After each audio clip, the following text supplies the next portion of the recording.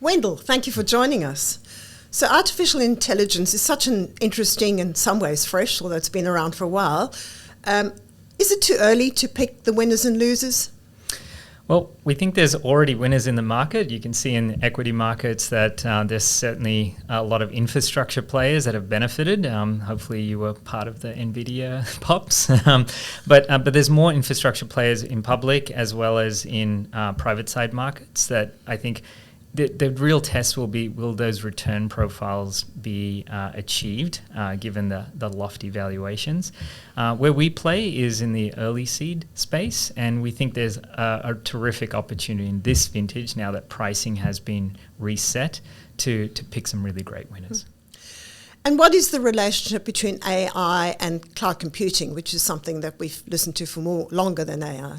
Yeah, so the cloud adoption cycle is still going, and the great thing is that AI is built on top of this infrastructure. So we really feel that AI will accelerate quickly in terms of adoption because it is actually built on cloud. So let's think about the kind of due diligence that you, or specifically the end investor, should think about in this emerging space. How do they know which ones, or how do they have any sense as to which ones are going to potentially be the winners? And obviously there are going to be some losers.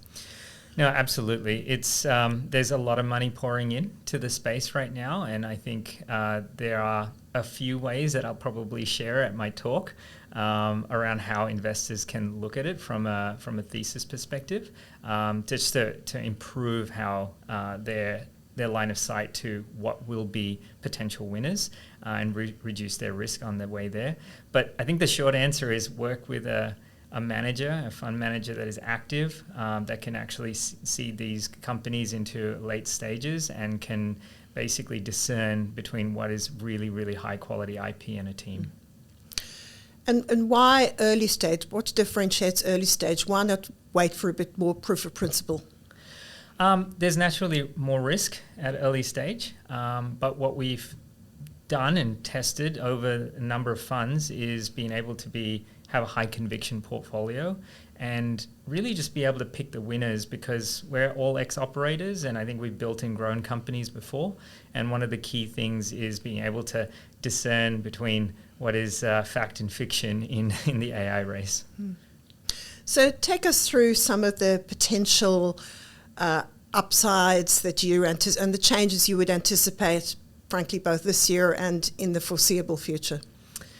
So I think in public markets, we're probably going to see NVIDIA stretch their wings into potentially being cloud providers. I think all of those incumbents are going to start moving into breadth of AI.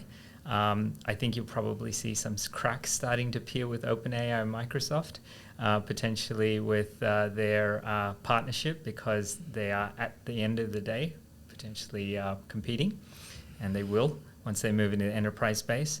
But on the private side, I think what we're really excited about is that we're going to start seeing the acceleration and adoption, because you've seen some releases recently that demonstrate multimodal capabilities in AI. So it's not just text anymore, it's about video and imagery, and I think that will really help adoption in different parts of the world, so enterprise as well as consumer. So I think give us a little bit of a context as to how investors should think of venture capital within a portfolio. Yeah, so venture capital should be a part of any portfolio from a risk-reward perspective. We are seed specialists, and we think right now in this vintage there's some great pricing to be had. And one really interesting part of this is that a lot of the great companies were born out of down market trends.